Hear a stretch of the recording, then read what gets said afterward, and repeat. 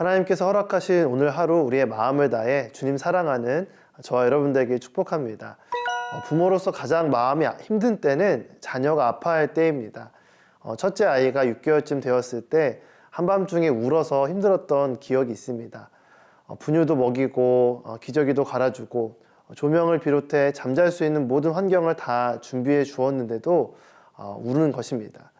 아무리 안아주고 달래줘도 멈추지 않는 울음소리에 참 난감했습니다. 왜 이렇게 울까? 한참을 어르고 달래주던 그때 아기 입에서 작고 하얀 것이 보였습니다. 아랫니 2개가 잇몸을 뚫고 살짝 올라와 울고 있었던 것입니다. 고통을 피하고 싶어하는 것은 우리 모두의 공통적인 마음입니다. 하지만 성장통 없는 성장은 없습니다. 말씀을 통해 우리를 훈련으로 이끄시는 하나님 아버지의 마음을 함께 알아가길 바랍니다. 오늘 말씀의 주제는 광야에서 훈련 중입니다. 오늘의 말씀은 신명기 8장 1절에서 10절입니다. 삼가 내가 오늘 너희에게 주는 모든 명령을 지키라. 그러면 너희가 살고 수가 많아지고 여호와께서 너희 조상들에게 맹세로 약속하신 그 땅에 들어가 차지할 수 있을 것이다. 너희 하나님 여호와께서 40년 동안 광야에서 너희를 어떻게 이끄셨는지, 어떻게 너희를 낮추시고 너희를 시험해 너희 마음에 무엇이 있는지, 너희가 그분의 명령을 지키고 있는지 아닌지 알려고 하셨음을 기억하라.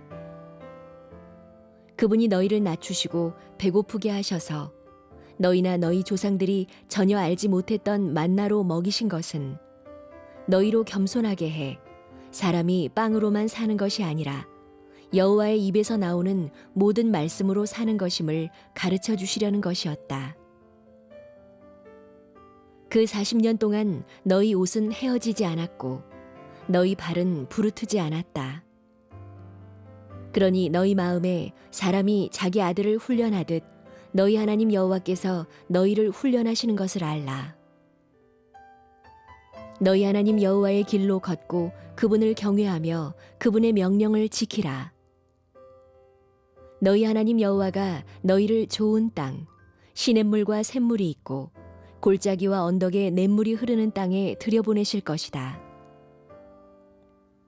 그 땅은 밀과 보리가 있으며 포도나무와 무화과나무와 석류나무가 있으며 올리브 기름과 꿀이 나는 땅이다. 그 땅에서 너희는 부족함 없이 빵을 먹을 것이며 너희가 그 안에서 아무것도 모자라는 것이 없을 것이다.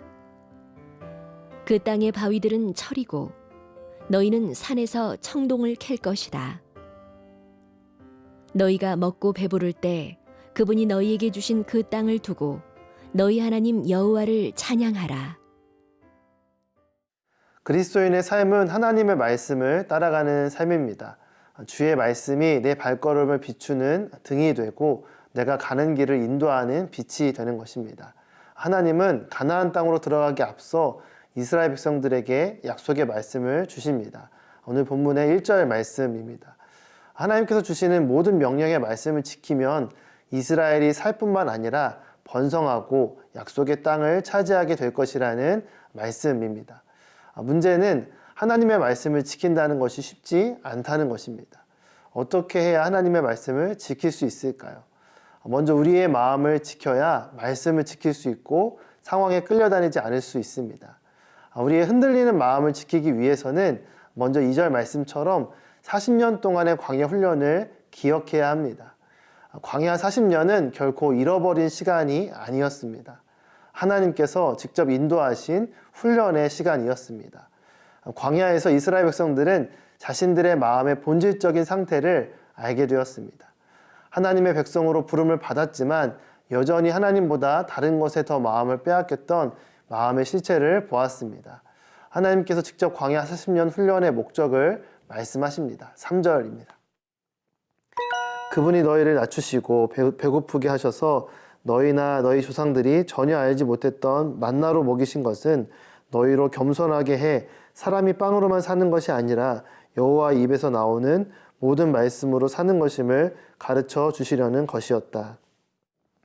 이스라엘 백성들을 광야로 보내셔서 배고픔으로 낮추시고 만나로 이스라엘 백성들을 먹이신 사건은 그들이 갖고 있던 세상의 고정관념을 하나님의 관점으로 새롭게 바꾸시는 훈련이었습니다. 하나님의 백성은 빵으로만 사는 것이 아니라 하나님의 말씀으로 사는 자들입니다. 이것을 조금 더 살펴보면 노력과 훈련의 차이를 분명히 알아야 합니다. 켄 시게마츠 목사님이 쓴 상황에 끌려다니지 않기로 했다는 책에 보면 이 노력과 훈련이 이렇게 구분합니다. 노력은 내일은 다를 거라고 말하지만 낡은 패턴에 계속해서 머무는 것이고, 훈련은 자신이 실질적으로 변할 수 있도록 행동이나 습관의 새로운 패턴을 의도적으로 정해서 실천하는 것이라고 정의합니다. 친구들과 큐티 나눔을 하다 보면 오늘도 열심히 잘 살겠다고 다짐하며 말하는 것을 보게 됩니다. 말씀을 묵상하고 그래도 무언가 생각해보고 열심을 내는 모습이 대견하고 너무나 보기 좋습니다. 하지만 기존의 패턴을 따라 열심히 노력하는 것은 잘못된 발걸음이 될 수도 있습니다. 하나님이 원하시는 것은 내 방식들의 노력이 아니라 내 방식을 하나님의 방식으로 바꾸는 훈련입니다. 눈에 보이는 빵이 전부라고 생각하고 내 자신의 열심을 내던 노력의 패턴을 내려놓고 눈에 보이지 않지만 하나님의 말씀을 붙잡고 따라가는 훈련으로 나아가길 원하십니다. 하나님은 자녀된 우리를 훈련하시는 아버지십니다. 하나님의 말씀을 따라가는 훈련을 통해 세상을 향한 헛된 열정을 버리고 하나님만 온전히 사랑하는 저와 여러분 되길 바랍니다.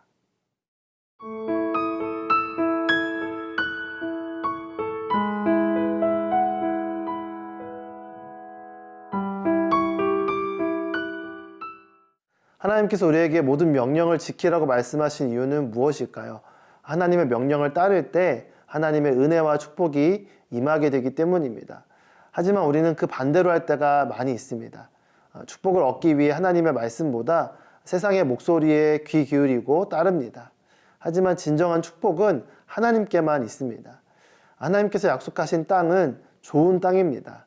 메마른 광야 같지 않고 샘이 있고 시냇물이 흐르는 좋은 땅입니다. 밀과 보리가 자라고 실과 나무가 자라나는 열매 맺는 땅입니다. 그래서 하나님께서 약속하신 땅에 들어가면 배고픔이 사라지고 아무것도 모자라는 일이 없습니다. 땅의 모든 것이 우리를 풍요롭게 합니다. 10절 말씀입니다. 너희가 먹고 배부를 때 그분이 너희에게 주신 그 땅을 두고 너희 하나님 여호와를 찬양하라. 하나님의 말씀을 따라갈 때 때로는 광야와 같은 훈련의 시간을 경험하기도 합니다. 하지만 광야는 통과하는 과정일 뿐입니다. 하나님께서 우리를 위해 예비하신 목적지는 아무 부족함이 없는 풍요의 땅입니다. 하나님께서 우리에게 주신 땅을 바라볼 때 우리는 하나님의 일하심에 감탄하며 찬양하게 될 것입니다. 하나님께서 예비하신 아름다운 광경을 바라보며 하나님의 이름을 찬양했던 기억이 있나요? 저는 아주 오래전에 청소년 연합 캠프의 피날레로 찬양을 하며 오늘 말씀 속 10절의 말씀을 느껴본 적이 있습니다. 캠프의 마지막 날 모든 스태프들과 자원봉사자들이 무대에 나와 인사하고 또 청소년 친구들과 함께 하나님의 이름을 찬양할 때 그때 모든 일을 이끄신 하나님을 바라보며 감격했던 기억이 있습니다.